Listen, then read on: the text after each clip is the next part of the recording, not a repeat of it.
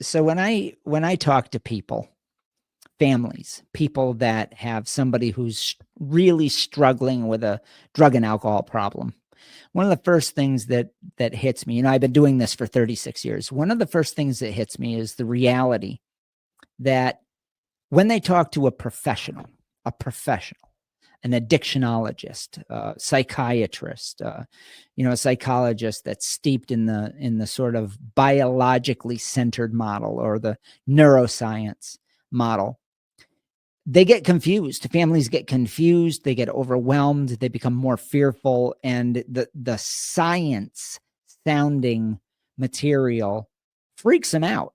It just freaks people out. And it makes it sound like the process of changing as a human being is centered in this neurochemical soup. And it's crazy to me because human beings are amazing problem solvers. And I've watched the most difficult cases when provided with the truth that they don't have a disease, they don't have a disorder, they don't need recovery for the rest of their lives, they don't need rehabs, they don't need all this apparatus and knowledge about, and frankly, excuses about your neurochemicals, changing and conspiring against you. Instead of all of that stuff, you teach people that you have a preference that you've built over time and that you like getting drunk and high for very personal reasons.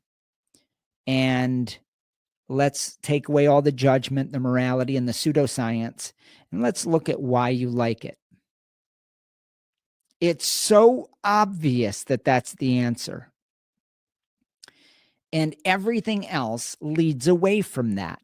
The entire recovery treatment model is filled with really snazzy sounding science that doesn't mean anything. Because ultimately, it always comes down to, what does the person want? Always.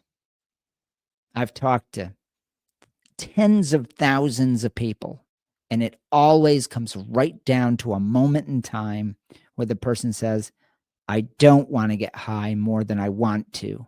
Now, getting somebody to that point of understanding why they do what they do, how to devalue the drug experience and change their beliefs, that's one conversation. But that has nothing to do with the biology of your brain or body. Nothing, with the exception of, if you need detox, go detox. But everything else, your brain doesn't run your thoughts and your motives and your desires. That's handled by your beliefs in your mind. So it's amazing because I had to write a 470-page book to undo all the mythology. 470 pages. Myself, Michelle, and Stephen Slate had to write just to get the basics of all the nonsense of the recovery and treatment industrial complex out of the way so that you can decide what you like and the fact that you can change your preferences.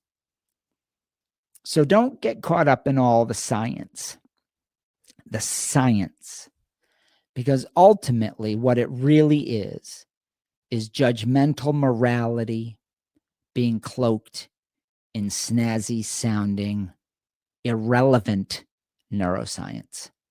It's irrelevant. And I know that this is going to get a ton of hate, and that's okay, because the reality of it is people get over their problems. People are resilient. People are driven by the desire for a happier existence. That's what the human experience is about.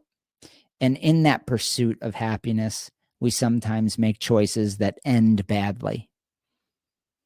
So it's pretty important to analyze our beliefs about things, analyze what we really believe about a substance or a fetish, and then challenge those beliefs.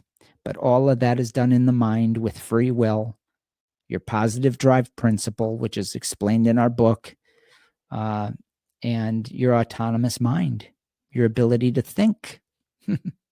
It's amazing to me that we've gotten away from that. It's crazy to me. So if you don't want to go to meetings, if you don't want to go to rehabs, if you don't want to be on endless medications, if you don't want to go down this path of endlessly talking about your biochemistry conspiring against you, and you don't want those excuses anymore, and you don't want to take on the label of an addict or a broken person, and you're ready to move forward with your life, we can help you. Yeah, with common sense and research that refutes all that nonsense. Maybe it's time for a change. The good news is you can change, and you can have a fantastic life, and you can move on and not be stuck in recovery and rehabs and therapies and all these things. We've helped more than 27,000 people do this. This isn't our first rodeo. So, common sense. Let's get back to common sense. What do you think? Why do you think it? What are your beliefs? And can we challenge those beliefs? Do we need to challenge them? And what is the science? What is the real reasoning behind your use? And we're going to start from the premise that you like getting drunk and high. We're going to start with a model of coaching that is based in non-judgment. We're going to eliminate guilt and shame and labeling. And we're going to say, okay, this is a fetish that you like, you enjoy it.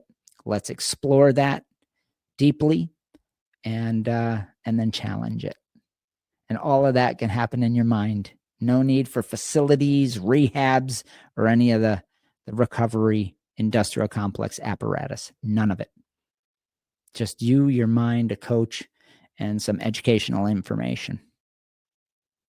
That's it. So I hope that we can bring common sense back into the conversation. And I hope that that's what you want, because then you can get over your problem without all the nonsense distracting you. All right. If you want more information, please like and subscribe. If you want more information about this, go to thefreedommodel.org. Check out all the resources. Check out our app. It's free. Our podcast, the Addiction Solution Podcast. Our book, The Freedom Model for Addictions, Escape the Treatment and Recovery Trap. I think I have a copy of it here. Looks like this. You can get it on Amazon or right on the website. You can get the audiobook there as well. And we also have Freedom Model for the Family and a whole bunch of resources, our blogs, thousands of videos on YouTube, and everything that you could possibly need. All right, everybody.